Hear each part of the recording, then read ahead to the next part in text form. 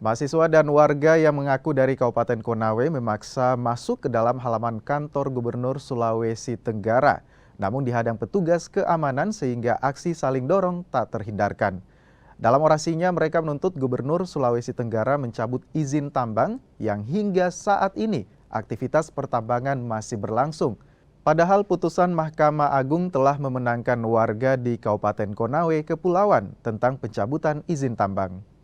Bagaimana menganulir daripada keputusan Mahkamah Agung yang berlanjutkan? Karena kami sudah bertandang di Pulau Sultra untuk bagaimana terkait tindakan pidananya melalui wilayah pesisir yang ditambang, yang diekspor dan juga dikeruk sumber daya alamnya. Dan juga di sana ada pencemaran lingkungan yang terjadi.